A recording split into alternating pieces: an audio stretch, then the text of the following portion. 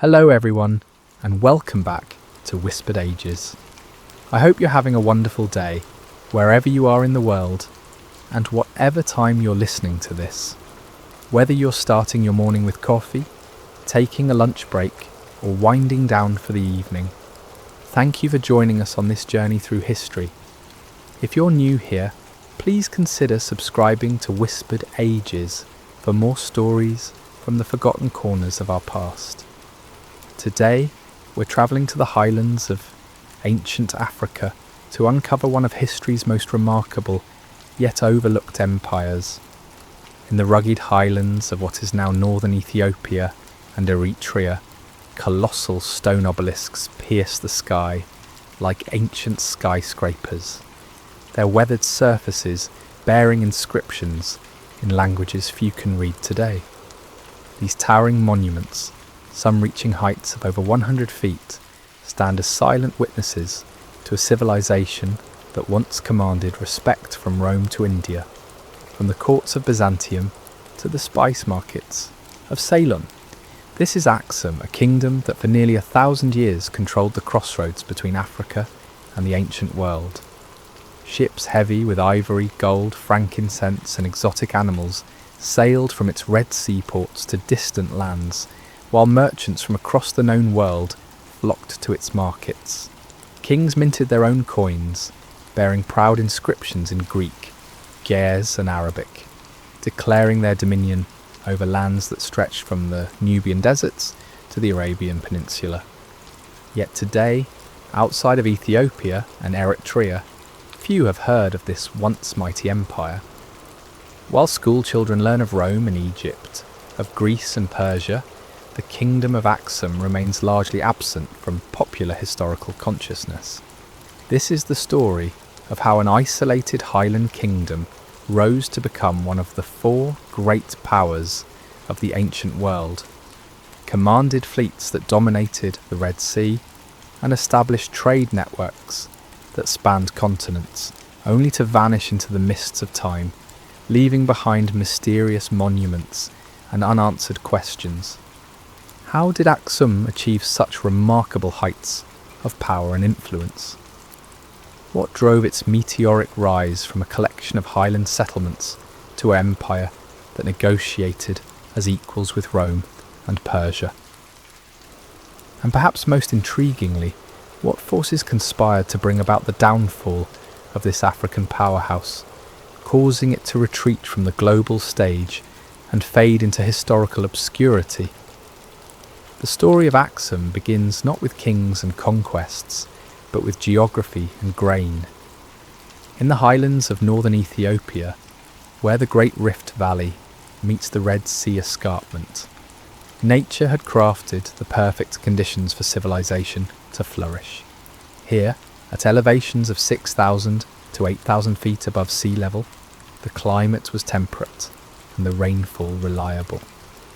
Unlike the arid lowlands that surrounded them, these mountains could support dense populations and intensive agriculture. But the true genius of Aksum's location lay not just in its fertile soils, but in its position at the crossroads of the ancient world. The Red Sea, that narrow waterway separating Africa from Arabia, served as one of antiquity's most important trade highways. Ships travelling between the Mediterranean and the Indian Ocean had to pass through these waters, and the highlands of northern Ethiopia offered the perfect base for controlling this lucrative commerce. The earliest inhabitants of this region were part of the broader Cushitic-speaking peoples who had inhabited the Horn of Africa for millennia.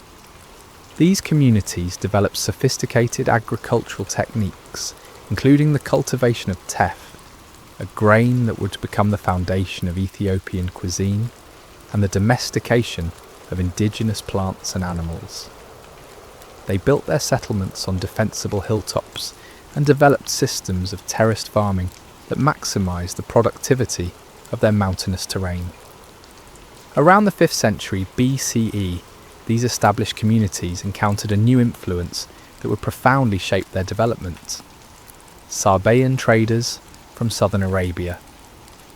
The Sabaeans, who controlled the frankincense and myrrh trade of the Arabian Peninsula, began establishing trading posts and settlements along the African coast of the Red Sea. They brought with them not only goods and wealth, but also new technologies, architectural styles, and writing systems.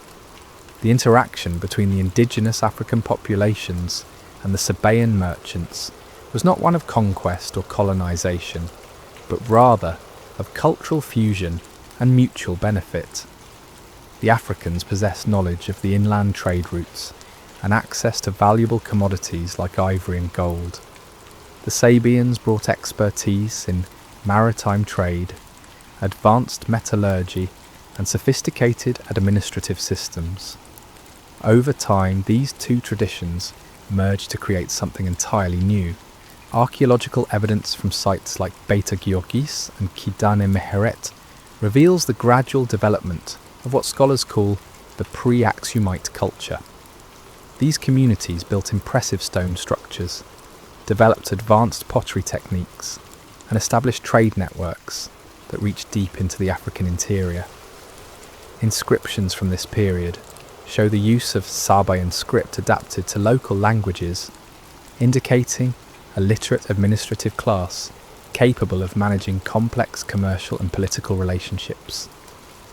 The agricultural base of these early communities was remarkably diverse and sophisticated. In addition to teff, they cultivated barley, wheat, and sorghum, while also developing one of the world's first coffee cultures. The highlands provided ideal conditions for cattle herding, and archaeological remains suggest that these communities had developed complex systems of livestock management. The combination of reliable agriculture and strategic location created the economic foundation that would later support a great trading empire. Perhaps most importantly, these early communities began to develop the political and social structures that would characterize later Aksumite civilization. Evidence suggests the emergence of hierarchical societies with wealthy elite classes, sophisticated craft specialization, and the beginnings of urban centres. The famous stelae, while reaching their full grandeur later, have their origins in this early period, suggesting that the tradition of monumental stone architecture was already well established. By the end of the pre-Aksumite period, around 100 CE, the stage was set for the emergence of one of Africa's greatest kingdoms. The population had grown, trade networks had expanded, agricultural techniques had been refined, and political organisation had become increasingly sophisticated. The cultural fusion of African and Arabian traditions had created a unique civilization positioned to take advantage of the growing importance of Red Sea trade in the Roman period. The transformation from scattered highland settlements to unified kingdom would not happen overnight, but the foundations had been laid. In the fertile valleys around the future capital of Aksum, local rulers were beginning to consolidate power, build impressive monuments, and extend their influence over ever wider territories. The world was about to meet one of its most remarkable civilizations. The transformation of the scattered highland communities into the unified kingdom of Aksum represents one of the most remarkable examples of state formation in the ancient world. By the 2nd century CE, a powerful dynasty had emerged in the region around what would become the capital city of Aksum, unifying the various pre-Aksumite communities under a single crown and establishing the political and economic structures that would support centuries of prosperity and expansion. The founders of Aksum understood that their kingdom's future lay not in isolation, but in aggressive expansion of trade networks and diplomatic relationships. Unlike many ancient African states that remained focused on local or regional concerns, Aksum, from its very beginning, oriented itself toward the wider world. The kingdom's rulers invested heavily in port facilities along the Red Sea coast, most notably at the port of Adulis, which became one of the most important commercial centres in the ancient world. Adulis was strategically positioned to serve as the gateway between the African interior and the maritime trade networks of the Red Sea and Indian Ocean. Here, merchants from across the known world gathered to exchange goods, Roman traders seeking ivory and exotic animals for the games of the Colosseum, Indian merchants trading spices and textiles for African gold, Persian dealers in search of frankincense and myrrh, and Chinese emissaries carrying silk along the maritime routes that connected the far reaches of Asia with the Mediterranean world. The rulers of Aksum quickly recognised that controlling this trade required more than just favourable geography. They needed to establish their kingdom as a reliable and powerful partner for foreign merchants, capable of guaranteeing safe passage for caravans, providing consistent supplies of desired goods, and offering sophisticated financial and administrative services. To achieve these goals, they embarked on one of the most ambitious programs of state building in the ancient African world. One of the most significant innovations of early Aksum was the development of a sophisticated monetary system. Around the 3rd century CE, Aksumite rulers began minting their own coins, making Aksum one of the first sub-Saharan African kingdoms to develop this crucial tool of international commerce. These coins, crafted from gold, silver and bronze, bore inscriptions in multiple languages, including Greek, Ge'ez and later Arabic, reflecting the international nature of Aksumite trade. The Aksumite coinage was not merely functional, but also served as a powerful tool of royal propaganda and diplomatic communication. The coins bore images of the kings wearing elaborate crowns, often depicted with various royal regalia that emphasised their power and legitimacy.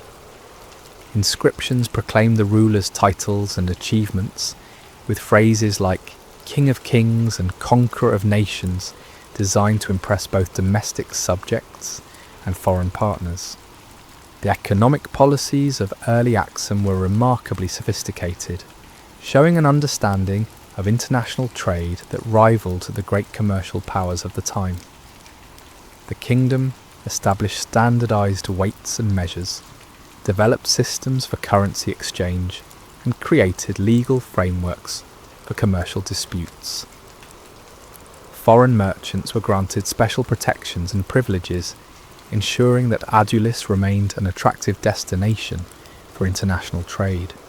But Aksum's rise was not built on commerce alone.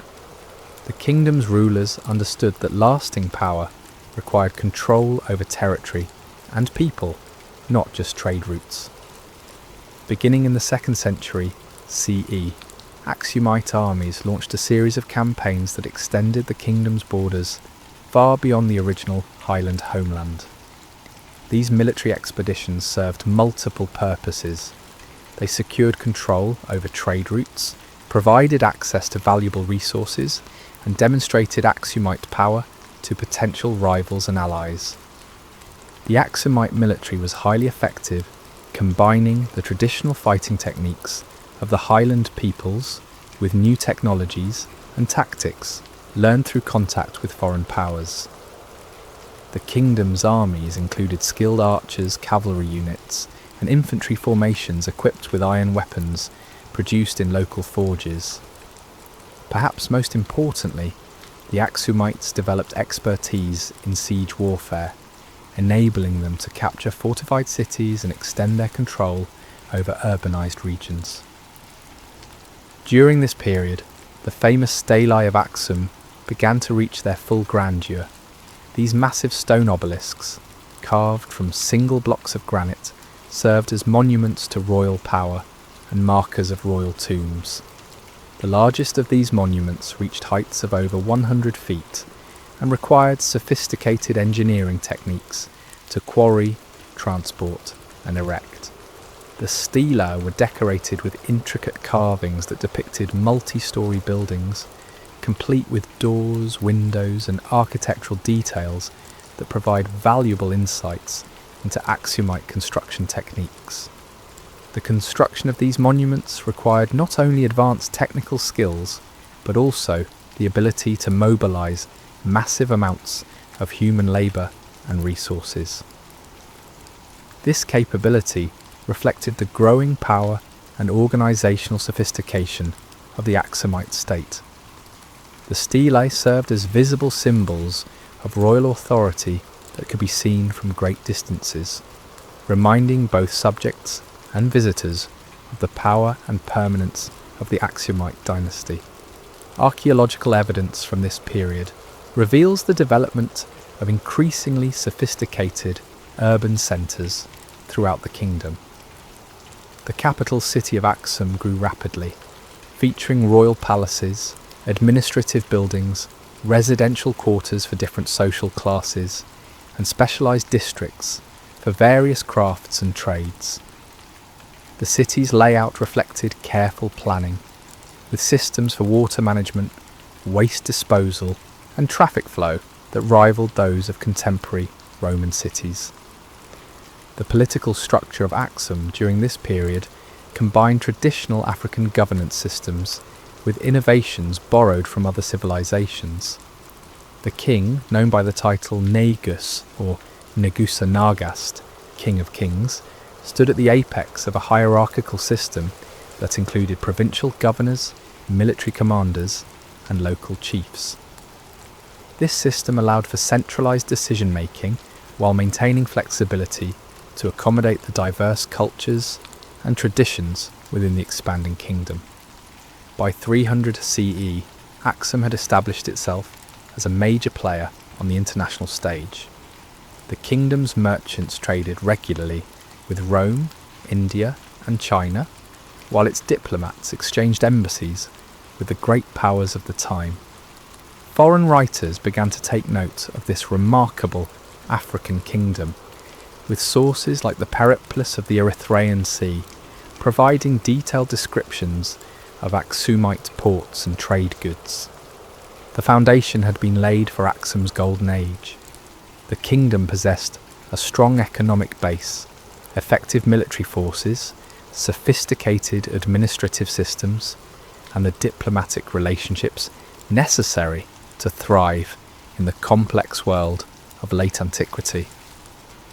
In the coming centuries, these advantages would propel Aksum to heights of power and influence that few could have imagined when the first highland communities began their transformation into a unified kingdom.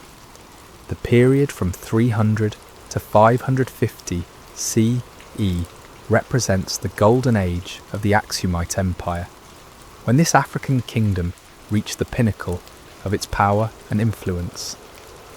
During these centuries, Aksum would transform from a successful regional trading state into one of the four great powers of the ancient world, standing alongside Rome, Persia, and China in terms of international prestige and influence.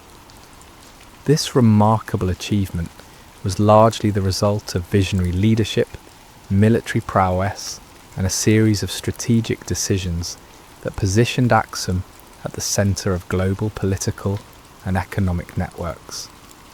The architect of Aksum's greatest period of expansion was King Ezana, who ruled during the first half of the 4th century CE. Ezana's reign marks a turning point in Aksumite history, as he successfully transformed the kingdom from a prosperous trading state into a major imperial power. Under his leadership, Aksumite armies conquered vast territories. Aksumite diplomats negotiated with the greatest empires of the time, and Aksumite culture achieved new heights of sophistication and influence. One of Ezana's most significant achievements was the conquest of the kingdom of Kush, the ancient Nubian civilization that had controlled the Nile Valley for over 1,000 years. This campaign, which likely took place in the 350s CE, demonstrated Aksum's growing military capabilities and extended the kingdom's influence deep into the African interior.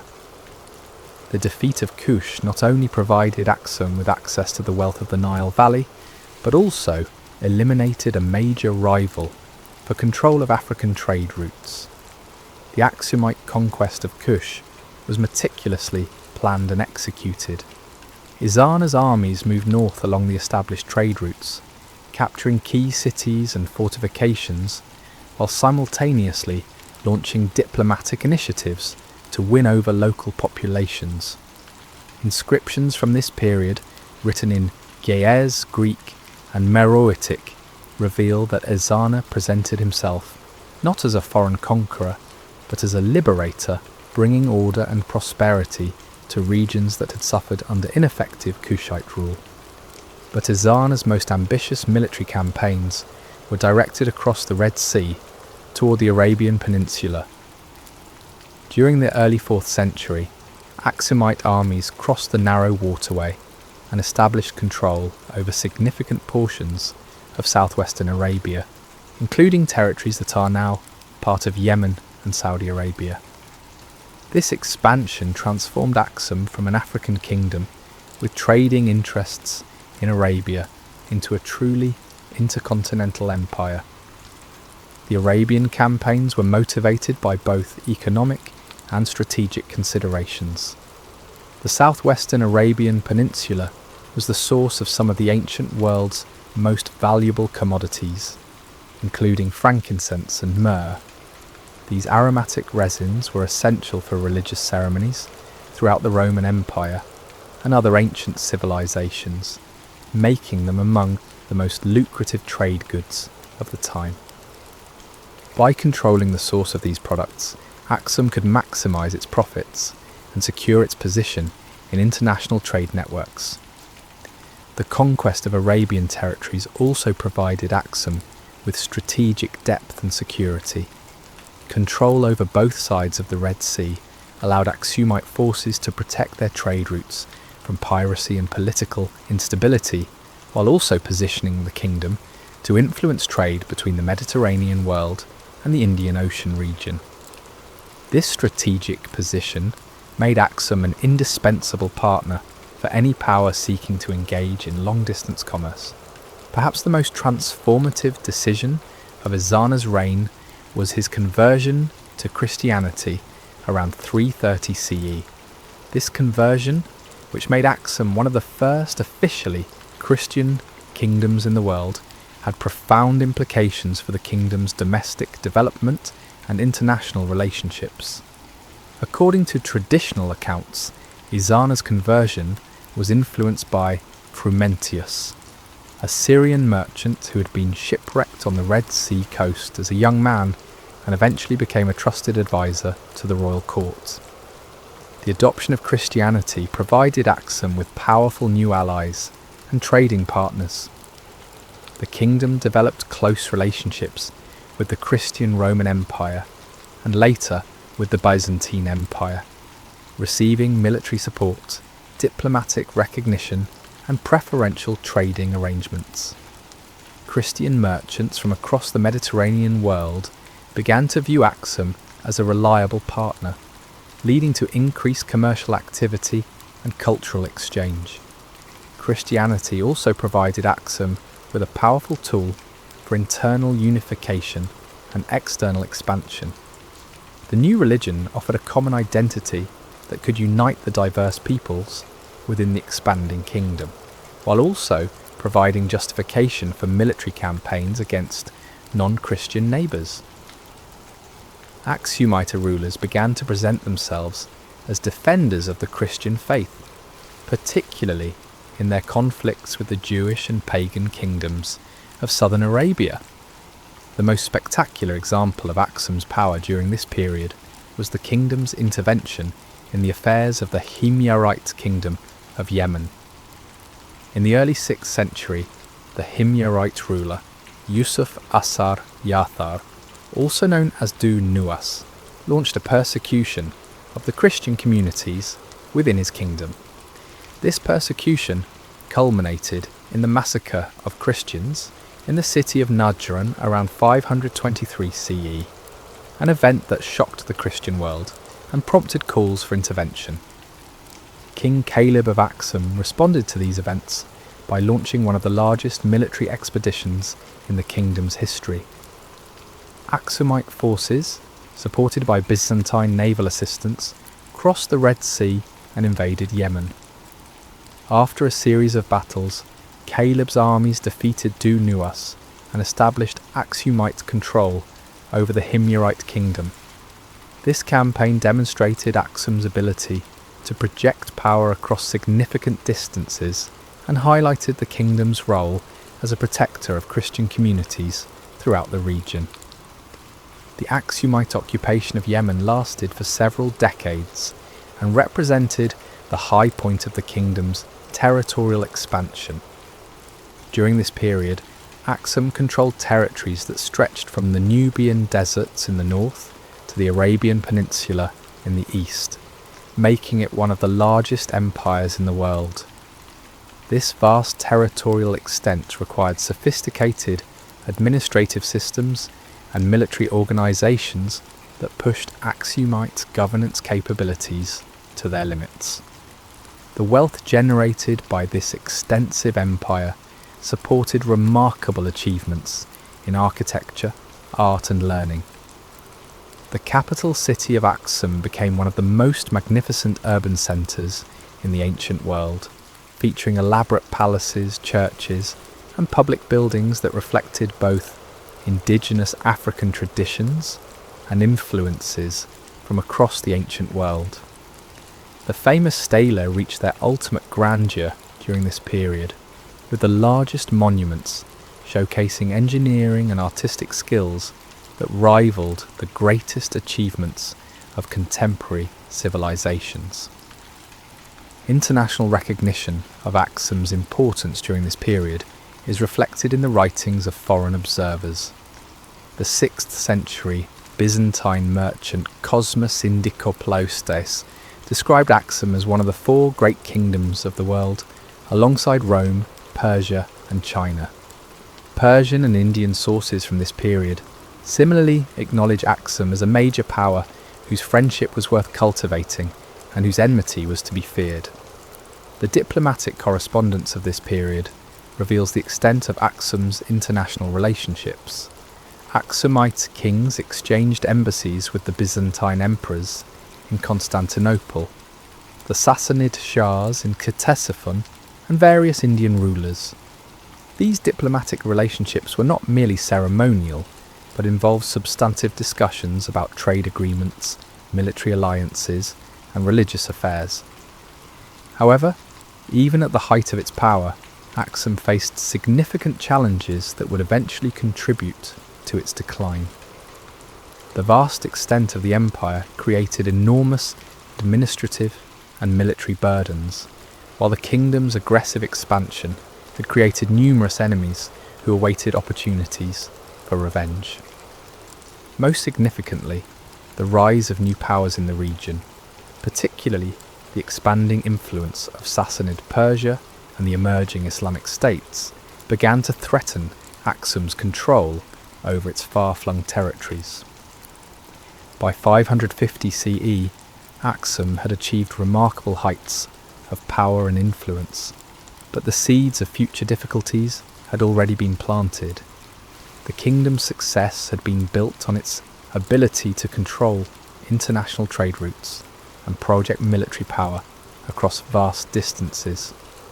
As the international political and economic environment began to change, Aksum would need to adapt or face the prospect of decline.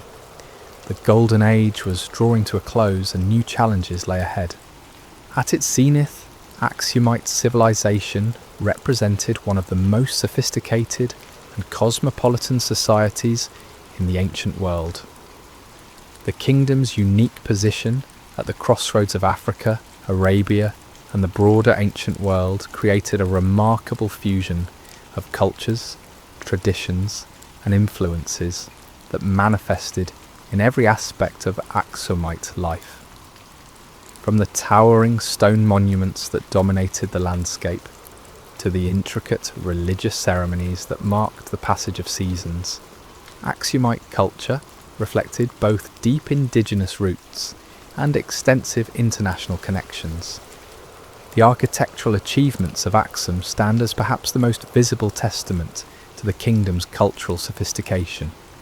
The famous stela, carved from single blocks of granite and reaching heights of over 100 feet, represent engineering and artistic accomplishments that required advanced mathematical knowledge, sophisticated tools, and highly skilled craftsmen. These monuments were not merely displays of royal power, but also reflected complex religious beliefs about death, kingship, and the relationship between earthly and divine authority. The stelae were designed to resemble multi-storey buildings, complete with carved representations of doors, windows, and architectural details that provide valuable insights into Aksumite construction techniques. These stone representations suggest that the Aksumites built actual multi-storey structures, though few examples have survived to the present day. The precision of the carving work, the accuracy of the proportions, and the complexity of the decorative elements demonstrate a level of artistic achievement that rivals the greatest monuments of the ancient world. Beyond the stela, Aksumite architecture encompassed a wide range of building types and styles. The royal palaces of Aksum featured sophisticated layouts with multiple courtyards, reception halls, private quarters, and specialised facilities for various court functions. These structures combined indigenous African building traditions with influences drawn from Arabian, Roman, and Indian architectural styles, creating a distinctive Aksumite aesthetic that was both functional and impressive. The development of the Ge'ez language and writing system represents another crucial aspect of Aksumite cultural achievement. Ge'ez evolved from the ancient South Arabian script brought by Sabaean traders, but it was adapted and refined to serve the specific needs of Aksumite administration, commerce, and religious practice. The language became the medium for extensive inscriptions that recorded royal achievements, commercial transactions, and religious texts. Ge'ez inscriptions provide invaluable insights into Aksumite society, revealing a literate elite capable of sophisticated administrative and intellectual work. These texts demonstrate that Aksumite scribes were familiar with multiple languages and writing systems, often producing multilingual inscriptions that could communicate with diverse audiences. The sophistication of Ge'ez literature, particularly religious texts, suggests the existence of schools and scholarly institutions where advanced learning took place. The conversion to Christianity under King Ezana had profound implications for Aksumite culture and society. The new religion provided not only a unifying belief system, but also connections to the broader Christian world that brought new ideas, technologies, and artistic influences. Aksumite Christianity developed its own distinctive characteristics, blending traditional African spiritual practices with Christian theology and ritual.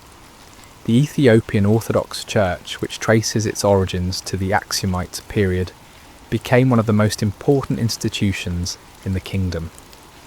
Monasteries served not only as centres of religious life, but also as schools, libraries, and administrative centres that helped maintain the kingdom's sophisticated governance systems. The church played a crucial role in preserving and transmitting knowledge, maintaining the Ge'ez literary tradition, and providing education for the administrative elite. Christian art and architecture in Aksum reflected the unique fusion of influences that characterized the kingdom's culture. Churches were built in distinctive styles that combined Christian liturgical requirements with traditional African architectural forms. The famous rock-hewn churches of Lalibela, while constructed after the fall of Aksum proper, represent the continuation of architectural traditions that began in the Aksumite period. The agricultural foundations of Aksumite civilization were remarkably sophisticated and productive. The kingdom's farmers developed advanced techniques for terraced cultivation that maximised the productivity of the mountainous terrain while preventing soil erosion.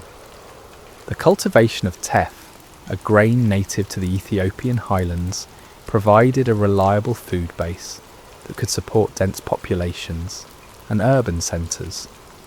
Aksumite agriculture also included the cultivation of various cash crops that contributed to the kingdom's commercial success.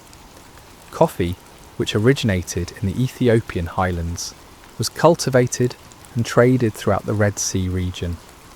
The kingdom also produced honey, which was used both for domestic consumption and for the production of tej, a traditional alcoholic beverage that remains popular in Ethiopia today. Livestock played a crucial role in Aksumite economy and culture. Cattle were particularly important, serving not only as sources of food and materials, but also as symbols of wealth and status.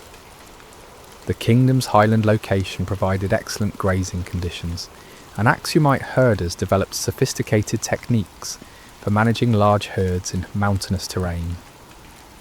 The social structure of Aksum was hierarchical, but also remarkably fluid compared to many contemporary civilizations. At the apex stood the king, who was considered both a political ruler and a religious figure with special connections to divine authority. Below the king was an aristocratic class that included military commanders, provincial governors, wealthy merchants, and high-ranking church officials. The merchant class occupied a particularly important position in Aksumite society, reflecting the commercial foundations of the kingdom's prosperity. Successful merchants could achieve considerable wealth and influence, sometimes rivaling that of the traditional aristocracy. This social mobility created a dynamic society where talent and enterprise could lead to advancement regardless of birth. Artisans and craftsmen formed another important segment of Aksumite society. The kingdom's sophisticated material culture required skilled workers in various specialties, including metalworking, stone carving, pottery, textile production, and construction. These craftsmen often organised themselves into guilds or associations that protected their interests and maintained professional standards. The majority of Aksum's population consisted of farmers and herders who provided the agricultural surplus that supported the kingdom's urban centres and commercial activities. While these rural populations had fewer opportunities for social advancement, they were generally free rather than enslaved, and they played important roles in local governance and community organisation. Women in Aksumite society appear to have enjoyed relatively high status compared to their contemporaries in many other ancient civilizations. While the historical record is limited, evidence suggests that women could own property, engage in commercial activities, and exercise significant influence within their families and communities. Some inscriptions mention female members of the royal family, suggesting that women could achieve positions of considerable importance. The religious life of Aksum was rich and complex, blending Christian beliefs with traditional African spiritual practices. While Christianity became the official religion of the kingdom, many pre-Christian traditions continue to influence daily life and popular culture. This religious syncretism created a distinctive form of Christianity that was recognisably African while remaining connected to the broader Christian world. Aksumite festivals and ceremonies reflected this cultural fusion, combining Christian holy days with traditional celebrations related to agriculture, seasonal cycles, and community life. These events served important social functions, bringing together people from different social classes and ethnic backgrounds in shared celebrations that reinforced common identity and social cohesion. The intellectual life of Aksum was surprisingly sophisticated, with evidence of scholarly activity in theology, history, astronomy, and medicine. The kingdom's international connections brought exposure to Greek philosophical texts, Indian mathematical knowledge, and Persian scientific writings. Aksumite scholars adapted and built upon these foreign influences while maintaining their own distinctive intellectual traditions. Trade was not merely an economic activity in Aksum, but also a cultural force that brought new ideas, technologies, and artistic influences to the kingdom. Foreign merchants brought not only goods, but also knowledge, stories, and perspectives that enriched Aksumite culture. This cosmopolitan atmosphere created a society that was both deeply rooted in African traditions and remarkably open to outside influences. The decline of the Aksumite Empire was not a sudden collapse, but rather a gradual erosion of power and influence that unfolded over several centuries. The seeds of this decline were sown during the very period of Aksum's greatest expansion, when the kingdom's ambitious territorial conquests and aggressive commercial policies created vulnerabilities that would eventually prove fatal. The transformation from mighty empire to isolated highland kingdom represents one of history's most dramatic reversals of fortune, a complex process driven by multiple interconnected factors that ultimately overwhelmed Aksum's considerable resources and capabilities. The first major blow to Aksumite power came with the loss of the kingdom's Arabian territories. The Aksumite occupation of Yemen, which had represented the pinnacle of the kingdom's territorial expansion, became increasingly difficult to maintain as new powers rose to challenge Aksumite dominance. The Sassanid Persian Empire, under the aggressive leadership of Khosrow Tawari, began expanding its influence into the Arabian Peninsula during the mid-6th century, viewing the region as crucial for controlling trade routes between the Persian Gulf and the Indian Ocean. The Persian challenge to Aksumite control over Arabia was both military and diplomatic. Persian forces, supported by local Arabian allies who had grown resentful of Aksumite rule, launched a series of campaigns that gradually pushed Aksumite forces back toward the Red Sea coast. More damaging than direct military confrontation, however, was the Persian success in winning over local populations who had initially welcomed Aksumite intervention as liberation from the persecution of Du-Nuwas. The Persians proved more adept than the Aksumites at managing the complex tribal politics of the Arabian Peninsula. They offered greater autonomy to local rulers, respected existing social and economic structures, and demonstrated a lighter touch in administration that contrasted favourably with increasingly burdensome Aksumite taxation and control. By the 570s CE, Persian influence had become dominant throughout much of southern Arabia, effectively ending the Aksumite presence in the region. The loss of the Arabian territories had devastating consequences for Aksum's economy and international position. The kingdom lost access to the lucrative frankincense and myrrh trade that had provided a substantial portion of its revenues.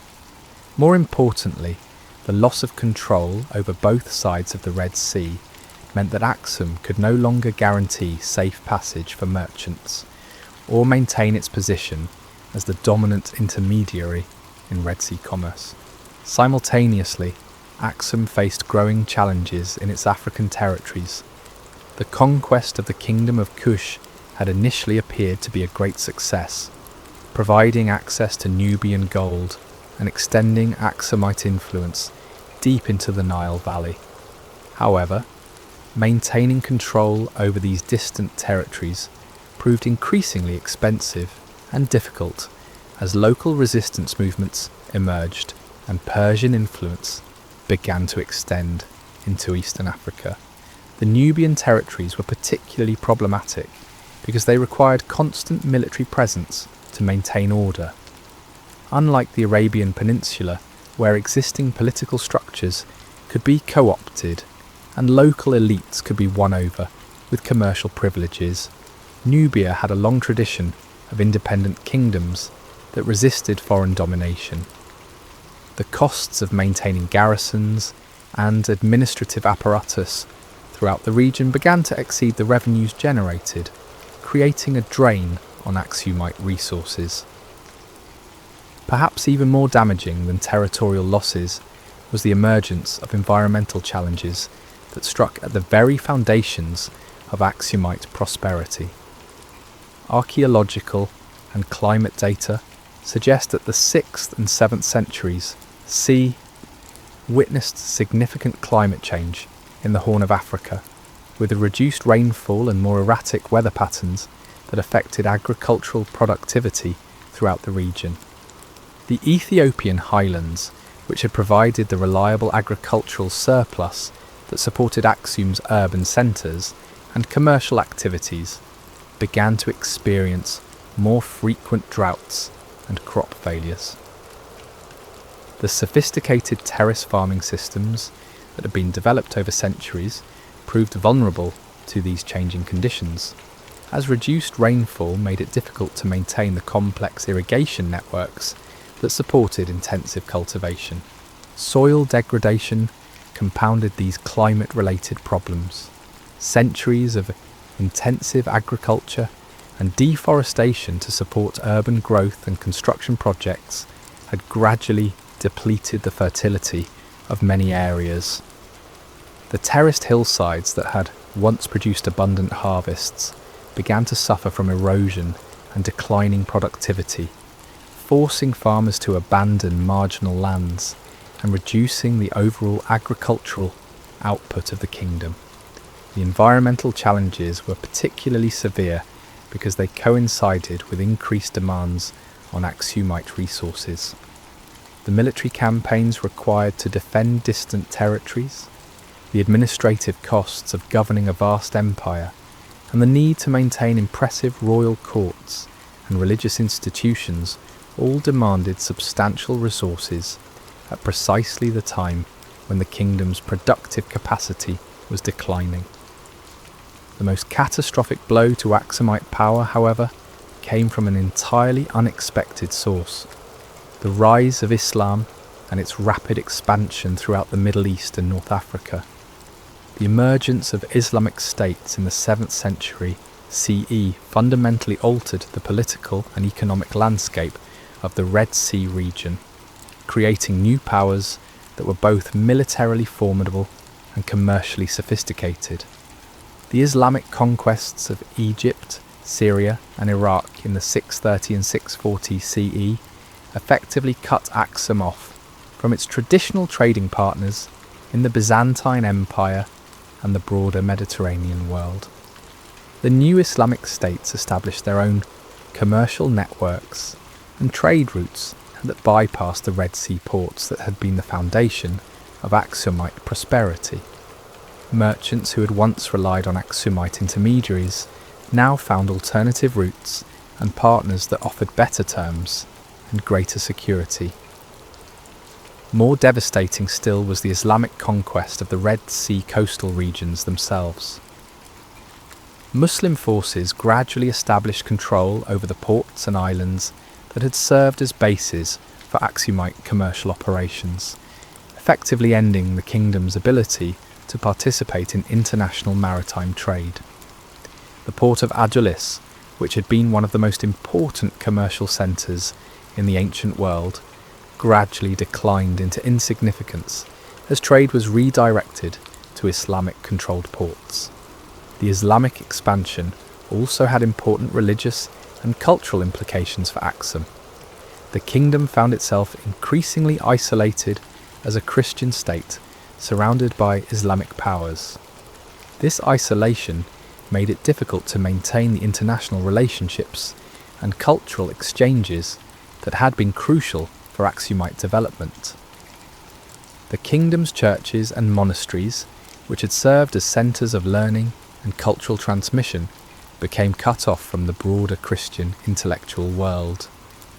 The combination of territorial losses, environmental challenges, and commercial disruption created a downward spiral that Aksumite rulers found impossible to reverse. Reduced revenues made it difficult to maintain military forces adequate for defending remaining territories, while military weakness invited further attacks from enemies seeking to exploit Aksumite vulnerability. The kingdom's international prestige, which had been built on centuries of successful expansion and commercial success, evaporated as foreign observers recognised Aksum's declining power. Internal political problems compounded these external challenges. The costs of maintaining an extensive empire while dealing with declining revenues created tensions between the central government and provincial administrators. Local governors faced with impossible demands from the capital while dealing with their own regional challenges began to assert greater independence and resist central authority. The royal court itself became increasingly unstable as competing factions struggled for control over diminishing resources. The sophisticated administrative systems that had supported Aksumite expansion began to break down as trained personnel were no longer available, and the kingdom could no longer afford to maintain complex bureaucratic structures. By the late 7th century, it was clear that the great days of Aksumite Empire were over. The kingdom retained control over its core territories in the Ethiopian highlands, but its international influence had largely disappeared. The ports that had once welcomed merchants from across the known world now saw only occasional local traffic, while the trade routes that had carried Aksumite goods to distant markets had been redirected to serve Islamic commercial networks. The transformation from empire to isolated highland kingdom was largely complete by 800 CE. Aksum had not disappeared, but it had been reduced to a shadow of its former glory, setting the stage for the final chapter of its remarkable story. The final 2 centuries of the Aksumite Empire witnessed the complete transformation of what had once been one of the world's great powers into a collection of isolated highland communities. The process was gradual but inexorable, as the kingdom lost its remaining international connections, saw its political unity fragment, and ultimately retreated into the mountainous interior, where its successors would maintain a precarious independence for centuries to come. The isolation from global trade networks, which had begun in the previous centuries, became total during this period.